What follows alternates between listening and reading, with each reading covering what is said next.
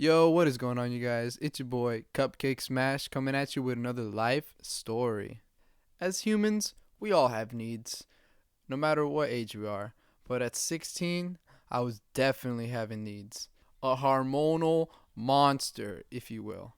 I remember it just like it was yesterday. To paint the picture, we're taking it back to high school.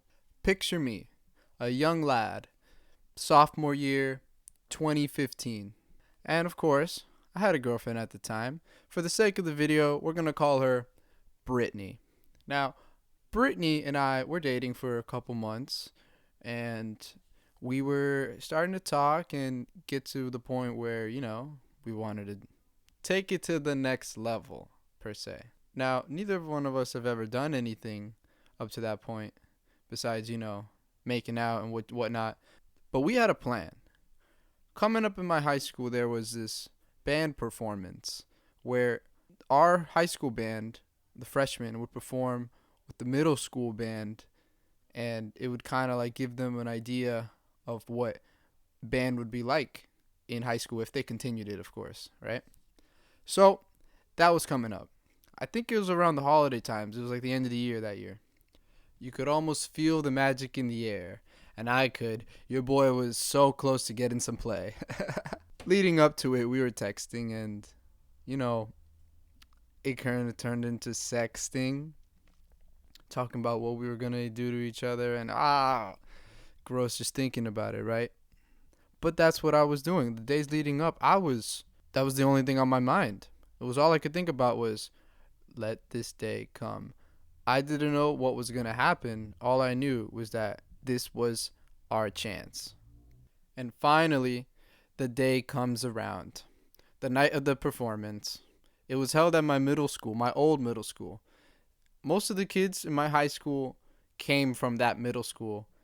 It was kind of like I don't know what's the word. Not a brother or sister school, but usually the kids that went from this middle school went to that high school. It was kind of like a recommended thing or most of the kids did. So I knew the school. I knew the layout. I knew where it was being held. I knew what to do. In my mind, I had a plan. So I get there.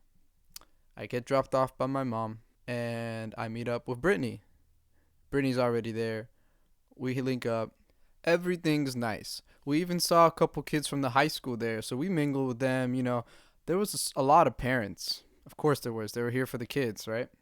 Eventually, they made an announcement and said they were going to begin, and it was held in the cafeteria where all the people could sit down and just focus on the stage. So the show's beginning to start, and people are piling into the cafeteria, and I pull Brittany to the side, and I says, "Hey, come with me."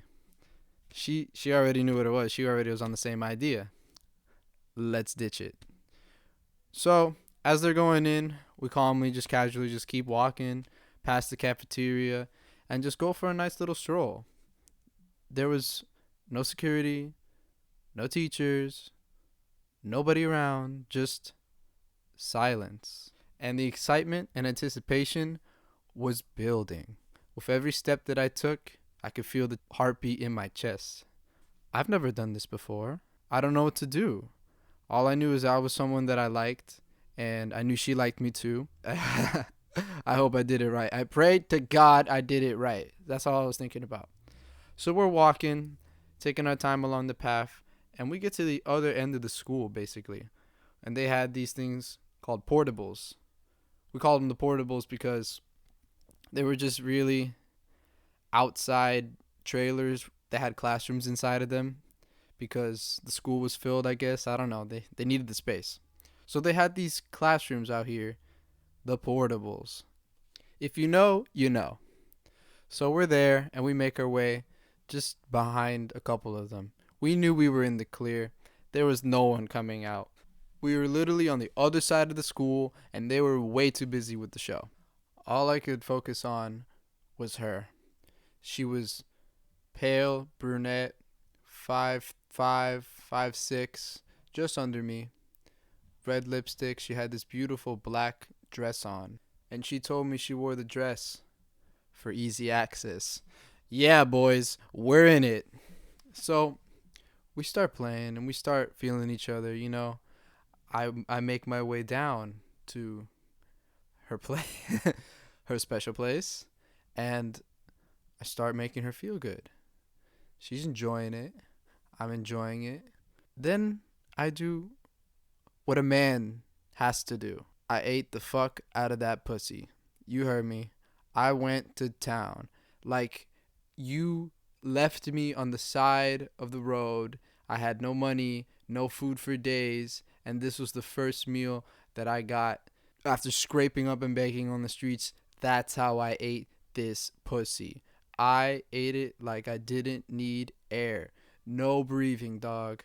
Just going down, enjoying it. Tasting pussy for the first time in my life. I don't know how long I did that for. It must have been forever. But when I finally came up, she was ready and wanted to return the favor. I looked at her in her eyes. She looked at me. She said, please. Now, what kind of a man would I be to deny her that request? She makes her way down. She pulls down my pants and she licks it. And I feel the cool, cold sensation of her tongue on me. Then she sucks it. Now, all the porn in the world, no matter how much you watch or how much you hear about it or what people tell you, it will never prepare you for the real thing. To really experience a blowjob, you can't talk about it unless you've done it. And in this moment, I was doing it. So I didn't know if it was good, if it was bad. All I knew was that it was happening. And it was happening. And it was happening. And then I get to the point where I'm about to finish. She just drinks it all. Pardon me, but fuck. That's what happened. After that, looking up into the sky, I was, wow. Is this life? Dude, you start asking yourself those questions when you... in these life moments, there are points in your life where you just pause and you think about life. I didn't have too much time to think because soon her phone started blowing up. Her parents were like, hey, where you at? The show's ended. We're looking for you. Just in time, my phone was ringing. My parents were looking too. Hey, we got dressed pretty quickly. Just didn't have much to throw back on and then ran back. We were like, if I could tell you, describe the feeling, it was like first hearing Kanye West Graduation. Like that kind of vibe. We ran back through the school all the way to the front. And by that point, nobody was in the cafeteria. People were leaving. And I see her parents' car.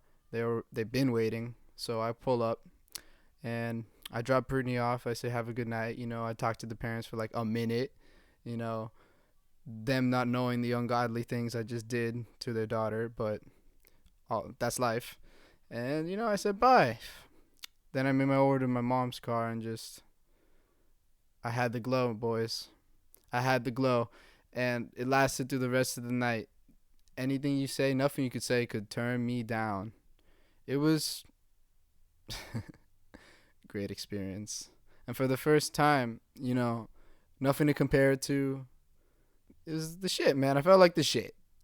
And it was great. I still think back on those times and Brittany was great. She didn't last too long, but when you're in high school, you think everything's going to last forever, One thing that I won't forget is the memories. Hey, that wraps it up for this video, guys. I hope y'all enjoyed this one. It was a little bit more personal, but I hope you guys like it. If you want more, let me know. Leave a comment. Maybe I'll do another type of video like this. Maybe losing the V card. You never know. Hey, thank you all for listening. Hope you have a good day. Catch y'all on the next one.